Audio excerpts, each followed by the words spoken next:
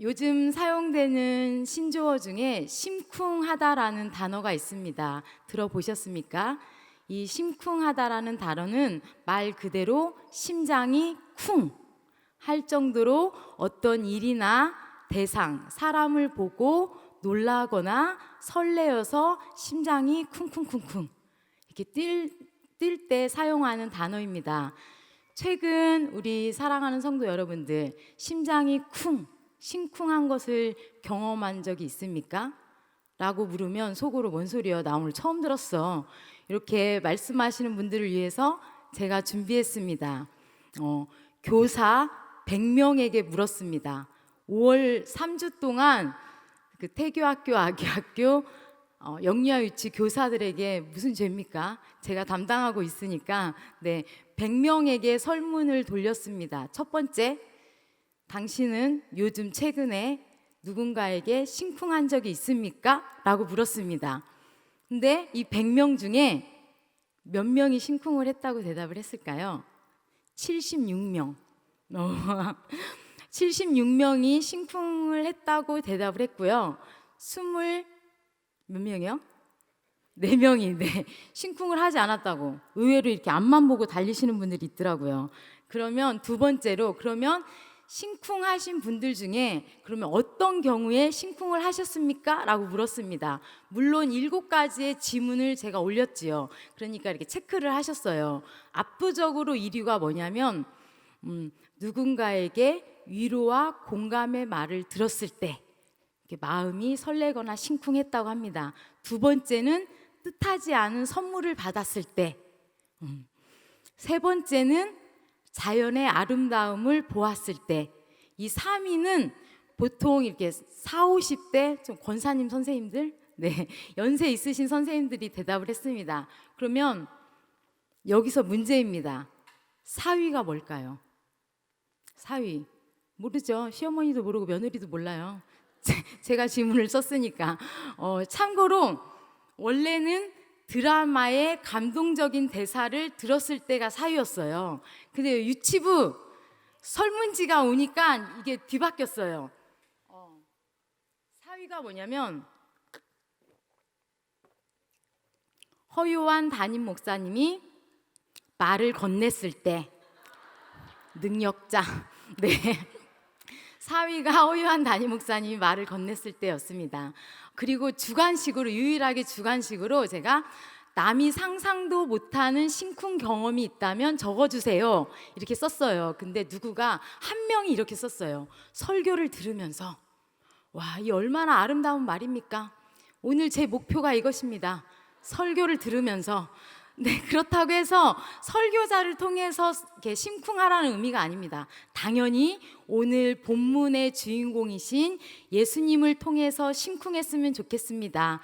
왜냐하면 우리 선생님들이 1위로 꼽았듯이 오늘 본문에서 예수님께서 하신 배려와 위로의 말씀이 우리들을 심쿵하기에 충분하기 때문입니다.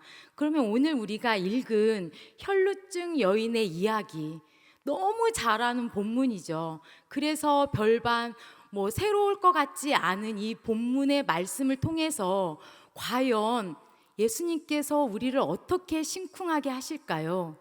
또한 지금 예수님께서 우리에게 어떠한 말씀을 하고 싶을까요? 오늘 본문은 혈루증에서 시작이 됩니다. 이 혈루증은 유출병입니다. 유출병은 모세의 율법이 정한 부정한 병입니다. 얼마나 부정하냐면요, 레위기 15장을 탈탈 털어서 그 부정함을 이야기를 하고 있습니다. 레위기 15장 1, 2절 말씀입니다. 1, 2절 말씀 다 같이 읽겠습니다. 시작. 여호와께서 모세와 아론에게 말씀하여 이르시되 이스라엘 자손에게 말하여 이르라. 누구든지 그의 몸에 유출병이 있으면 그 유출병으로 말미암아 부정한 자라. 이렇게 말씀하셨습니다. 하나님께서는 유출병은 부정한 병이라고 명명하였습니다. 그리고 그 후에 그 유출병 환자가 눕는 침상, 그 침상을 만지는 자, 그 유출병 환자가 눕는 자리, 그 유출병 환자를 접촉하는 자도 부정한 자라고 말했습니다. 그러면 이 유출병이 피이고 여자이면 어떨까요? 상황은 더 좋지 않습니다. 레위기 15장 19절 말씀입니다. 레위기 15장 19절 제가 읽겠습니다.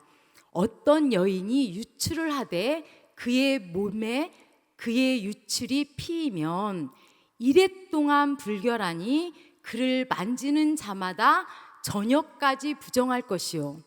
보세요. 여인의 유출이 피이면 얼마 동안 부정하다고요? 7일. 일주일 내내 부정한 거예요. 그러면 오늘 본문의 여인은 몇 년 동안 부정한 거예요? 12년. 12년 내내 부정하고 12년 내내 남을 부정하게 하는 그런 여인이었습니다. 더 정확하게 말하면 이 여인은 더러운 여자, 천상천하 유일 비천한 더럽기 짝이 없는 여자였습니다. 이 여자는 사는 게 아니었을 것입니다. 12년 내내 나는 부정한 여인이라는 죄의식 속에 살아야만 했고 남들도 부정하게 만들 수 있다라는 자기 그 피해의식 속에 살아야만 했습니다. 그런데요, 이 여자는 동일 본문인 마가복음 5장 26절에 보면 이렇게 되어 있어요. 많은 의사에게 많은 괴로움을 받았고 가진 것을 다 허비하였으되 어떻게 됐다고요? 아무 효임도 없고 도리어 뭐라고요? 더 중하여졌던 차에 이 여인은 12년 내내 자기 방법대로 그 병 고쳐보겠다고 자기 가진 것 다 허비하였지만 병을 고치기는커녕 그 병이 더 중하여졌다고 했습니다. 근데 중요한 거는 그 다음 구절 27절입니다. 중하여졌던 차에 예수의 소문을 듣고, 이 여인이 무슨 소문을 들었을까요? 오늘 우리가 읽은 본문은 누가복음 8장입니다. 그런데 누가복음 5장에 어떤 이야기가 나오냐면요, 나병 들린 사람이 예수님께 고침받는 이야기가 나옵니다. 지금 말하면 한센병, 성경의 기록대로 말하면 나병. 여러분, 우리가 잘 아는 그 나병, 이 유출병하고 뭐가 달라요? 부정한 병, 똑같이 부정해요. 가족과 사람들과 격리되는 그런 부정한 병이었습니다.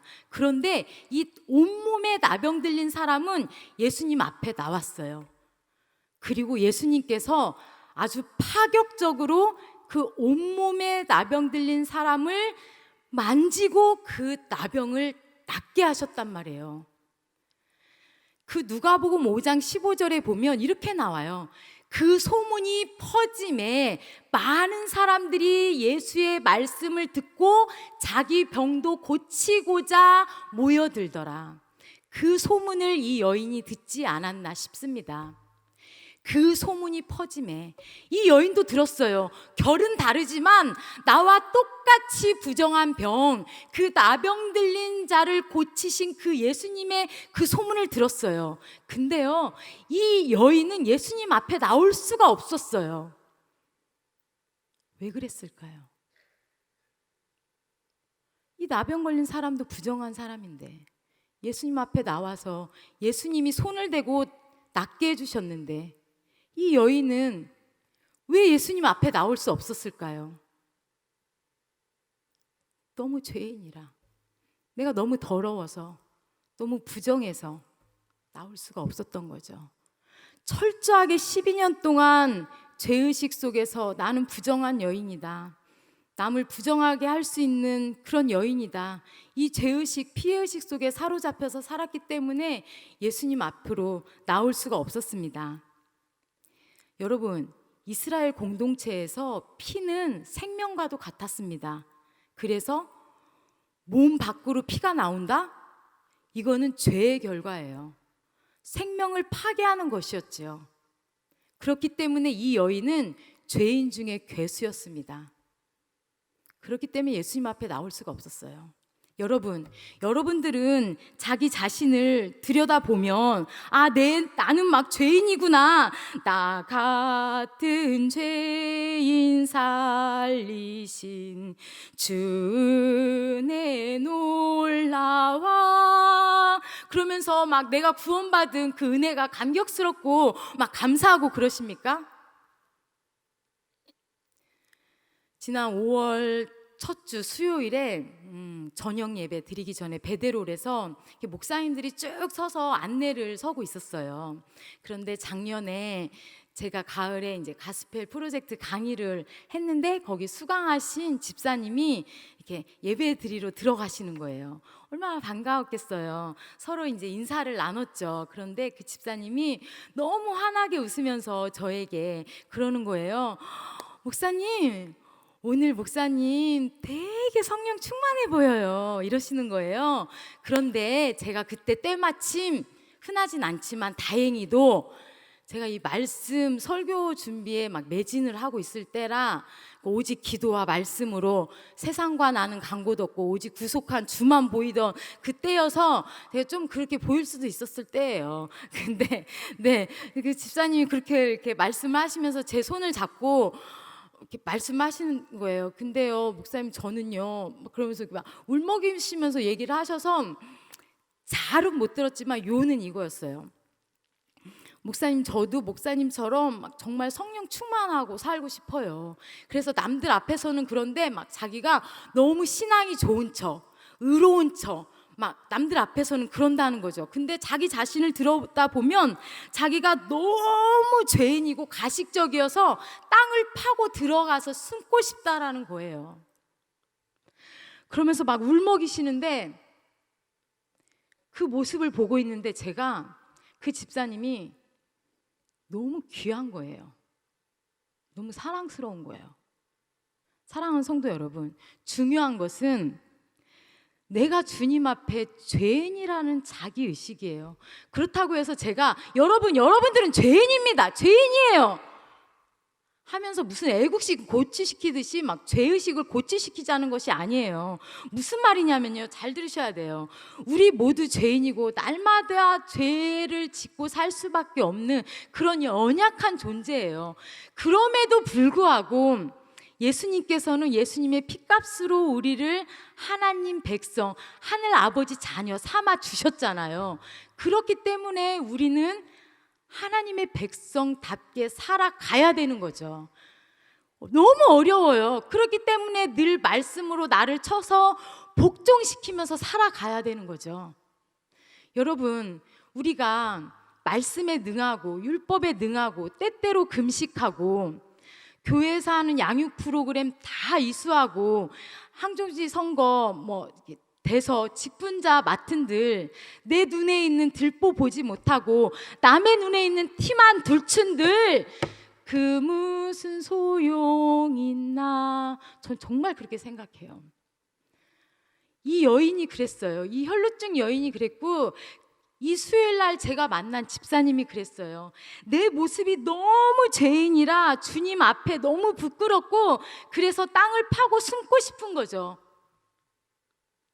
스스로의 모습을 보니 내 모습이 너무 죄인이어서 부끄러운 모습이, 그래서 나는 정말 성령 충만하고 싶고 그래서 말씀의 자리를 사모하며 나오는 것이고 그래서 그 집사님이 귀한 것이지요. 이 여인도 똑같이 자기와 부정한 병에 걸린 이 나병 환자는 주님 앞으로 나왔지만 나는 너무 죄인이고 나는 너무 부정한 여인이었기 때문에 감히 예수님 앞으로는 나오지 못했어요. 그러지만 여기서 진짜 중요한 포인트가 있습니다. 나는 죄인이야. 내가 이렇게 살아서 뭐해. 여기서 자기를 체념하고 거기서 머무르는 게 중요한 게 아니에요. 그럼에도 불구하고 겸손히 주님 발 아래 엎드려 나오는 것이죠. 44절, 예수의 뒤로 와서. 이 여인은 예수의 뒤로 왔어요. 이 여인이 예수의 뒤로 온 게 쉬웠겠습니까? 율법으로는 부정하고 남의 시선은 그냥 둘째치고 상황적으로 형평적으로 봐도 이 상황이 녹록치 않았습니다. 원래 이 본문은 우리가 오늘 43절부터 읽었지만 이 본문의 시작은 누가복음 8장 40절부터가 원래 시작입니다. 이 본문의 시작은 그 회당장 야이로의 그 딸이 죽어가고 있을 때 내 딸을 살려달라고 하는 그 본문의 샌드위치처럼 삽입된 그런 구조의 말씀이잖아요. 그런데 이 예수님이 당시 너무 많은 사람들을 고치시고 말씀을 좋으니까 40절에 뭐라고 시작하냐면 많은 무리들이 예수님을 기다렸다고 나와요. 박씨 예수님아 참 기다려봐, 올 때 되면 오겠지, 이게 아니라 이러고 오롯하게 오매불망 예수님을 많은 무리들이 기다리고 있었어요. 정말 예수님이 언제 오시는지 손꼽아. 그리고 예수님이 오시니 모든 사람들이 환영하고 우르르 밀려들어 예수님을 정말 환영하면서 반기는 그런 상황이었단 말이에요. 그리고요, 잘 알잖아요. 야이로의 딸이 막 죽어가고 있으니 예수님 빨리 오셔서 내 딸에게 손을 얹어주십시오. 그럼 낫겠습니다. 오늘 누가복음은 그렇죠. 동일본문 마태복음은 안 그래요. 예수님 내 딸이 방금 죽었습니다. 그러니 예수님이 오셔서 빨리 손을 얹고 기도해 주시면 내 딸이 살겠습니다. 이 딸이 죽었든 죽어가든 지금 이 상황은 일촉즉발 정말 절체절명의 순간인 것입니다. 그런데 이 혈루병 여인이 예수님한테 나오는 게 쉬웠겠습니까? 이 여인은 정말 영적 집중력을 가지고 아마 모르긴 몰랐지만 이미 이 여인 안에 예수님을 모셔놓고 정말 나병 환자는 만져서 나았지, 아니야 나는 그 예수님의 겉옷자락만 만져도 나을 수 있어 라는 그 믿음 하나 가지고 나온 것이죠. 어려운 상황이었습니다. 사랑하는 성도 여러분, 여러분들이 주님 앞으로 나오는 상황이 녹록하십니까? 신앙생활 하는데 걸림돌이 없으십니까? 바쁜 거 다 끝나면, 좀 경제적으로 좀 피면, 뭐 상황이 좀 나아지면, 좀 먹고 살만하면 그 후에 주님 앞으로 나오시겠습니까? 이 혈루병 여인처럼 내 방법대로 12년 동안 많은 의사에게 많은 괴로움 당하고 가진 것 다 허비하고 주님 앞으로 나오시겠냐는 말씀입니다. 일단 주님 앞으로 나오십시오. 말씀의 자리, 기도의 자리, 예배의 자리로 나오십시오. 그렇게 나와서 예수님의 겉옷자락 만지면 우리 안에 문제의 근원이 마르고 죄에서 자유케 될 줄로 믿습니다. 그렇습니다. 이 여인이 예수님의 겉옷자락을 만지자 혈루증이 즉시 고쳤더라. 할렐루야. 혈루증이 즉시 그쳤더라. 얼마나 기뻤겠습니까? 환호성을 지르며 대박, 펄쩍펄쩍 뛰고 싶었을 것입니다. 그런데 이 여인은 입을 틀어막고 조용히 빠져나가려고 했습니다. 그런데 이 예수님이 어떻게 아셨는지 물으십니다. 누가 내 옷가에 손을 댔다. 누구냐? 설교하면서 정말 이런 말은 안 쓰고 싶은데요, 옛말을 빌려 쓰면 귀신이 고칼 노릇이죠. 정말 이해가 안 되는 상황. 네, 귀신이 고칼 노릇이에요. 어떻게 아셨는지 막 베드로는 짜증을 내요. 주여, 군중이 밀고 있습니다. 이렇게 얘기를 해요. 근데 예수님은 자신에게서 능력이 빠져나간 걸 아세요. 모든 군중들이 예수님께 초집중되었습니다. 그러하니 이 여인도 발뺌을 할 수가 없어요. 자기의 수치심, 자기의 죄의식, 내가 남을 부정하게 했다라는 그런 수치심도 다 드러내놓고 자기를 오픈해야 되는 시간이 왔습니다. 그때 예수님께서 한 말씀 하십니다. 48절 말씀입니다. 우리 이렇게 읽었으면 좋겠습니다. 제가 예수께서 이르시되 이렇게 하면요, 우리 성도 여러분께서 예수님처럼 최대한 인자하게, 최대한 심쿵하게 한번 좀 읽어보세요. 자, 보세요. 자, 제가 예수께서 하면 읽어보세요. 예수께서 이르시되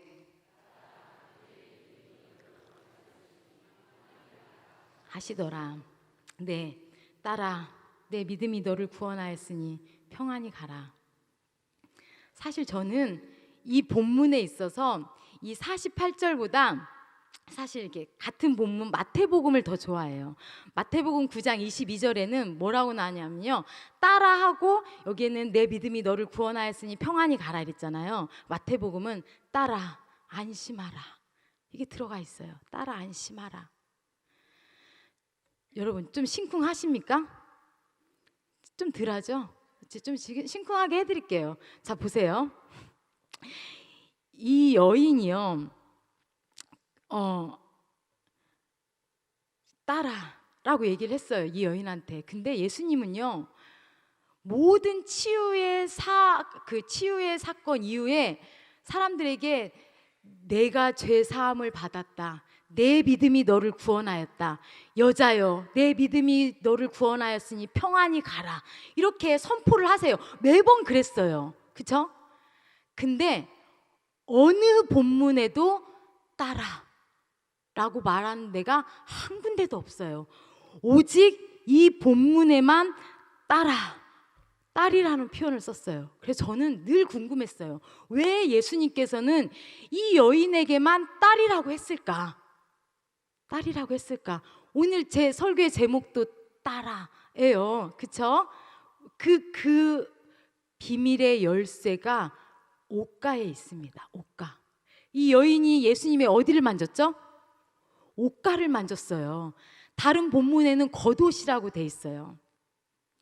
학자들은 이 여인이 만진 예수님의 옷가, 겉옷의 옷단술이라고 이야기를 해요. 근데 이 당시 유대 땅에 이 겉옷은 남성의 권위를 상징을 했습니다. 그래서 이 여인이 남자의 겉옷을 만졌다? 그러면 그 남성의 권위를 파괴하는 거예요. 게다가 이 옷단술은 뭘 상징했냐면요, 하나님과의 영적인 상징이었어요. 그래서 왜 우리 바리새인들과 서기관들이 자신의 경건함을 드러내기 위해서 그 옷단술을 길게 하고 땅에 질질 끌고 다녔잖아요. 더군다나 이 옷단술을 만졌다? 이거는요, 랍비 문헌에 보면 이렇게 나와요. 남의 옷단술을 함부로 만질 경우 합당한 처벌을 받도록 하라. 어떤 여인이 이 남자의 옷단술을 만지면요, 현장에서 돌팔매질을 해서 죽임을 당해도 되는 거죠. 자, 보세요. 이 여인이 예수님의 옷단술을 만졌어요. 현장범으로 잡혔어요. 돌팔매질을 당해서 지금 죽어야 돼요. 사랑하는 성도 여러분, 자, 옷단술을 만져도 살아남을 수 있는 사람이, 유일한 사람이 한 명 있었어요. 그게 누구였을까요? 누구였을까요? 자녀, 가족, 내 직계 가족. 와, 소름이 돋지 않아요? 예수님께서는요, 이 여인의 정말 죄의식, 피해의식, 수치심, 그거를 뛰어넘어서 지금 이 상황에서 돌팔매질을 당해 죽을 수도 있는 이 여인에게 그냥 여자여 내가 라고 얘기하지 않고 따라라고 하면서 바로 직계 가족 삼아 주신 거예요. 주여, 정말. 그리고요, 이 여자여가 아니고 이 따라는요, 그 뒤에 야이로의 딸의 그 헬라어 슈가테르와 헬라어가 똑같아요. 제가 이거를 막 파헤치는데 소름이 돋았어요. 이 딸 뒤에 그 야이로의 딸과 이 따라의 이 딸이 똑같다니까요. 헬라어 원문이 똑같아요. 예수님께서는 이 여인에게 딸이라고 말씀하시면서 그 상황에서 직계 가족, 진짜 딸을 삼아 주신 거예요. 으악, 정말 심쿵하지 않아요? 저만 심쿵한가요? 네. 예수님께서는 오늘 우리에게도 말씀하십니다. 우리가 아직 죄인 되었을 때, 아니 여전히 죄인인 우리에게 우리의 죄의 경중을 따지지 않고 딸아, 아들아, 안심하라, 평안하라, 이렇게 말씀하시네요. 딸아, 아들아, 안심하라, 평안하라. 죄에 떨지 말고, 남의 시선에 떨지 말고, 경제적인 것에 쫄지 말고, 육신의 병에 위축되지 말고, 항종직 선거에 떨어졌다고 낙심하지 말고, 시험 들지 말고, 내가 죄인이라고 좀 가식적이라고 땅 파고 숨지 말고, 그럼에도 불구하고 내가 너를 지명하여 자녀 삼아 주셨으니 나와라, 평안하라, 안심하라. 하나님께서는, 예수님께서는 오늘도 우리에게 이렇게 위로하시며 우리를 심쿵하게 하시네요. 사랑하는 성도 여러분, 우리가 아직도 죄인 되었을 때 예수님께서는 다 아시지만, 그 상황 다 아시지만 우리에게 딸아, 아들아 부르시며 안심하여라, 평안하여라 이렇게 말씀하시니, 우리는 그저 주님 앞에 나아와 날마다 그 음성 들으시면서 내 안의 문제, 근엄 마르고 죄에서 자유함을 얻으면서 늘 그분의 위로와 평안 가운데 말씀으로 승리하시는 모든 성도님들 다 되시기를 주님의 이름으로 소원합니다. 기도하시겠습니다. 하나님 감사합니다. 저희들은 죄인이지만 하나님께서 저희들을 하늘 자녀 삼아주시고 오늘도 딸아, 아들아 부르시면서 안심하여라, 평안하여라 하늘의 위로 허락하여 주셔서 감사합니다. 세상에 쫄지 않고 경제적인 거에 낙심하지 않고 위축되지 아니하고 하늘 자녀답게 당당하게 살아가는 우리 사랑하는 안산제일교회 귀한 성도님들 다 되게 주님 축복하여 주시옵소서. 감사드리며 예수님의 이름으로 기도합니다. 아멘.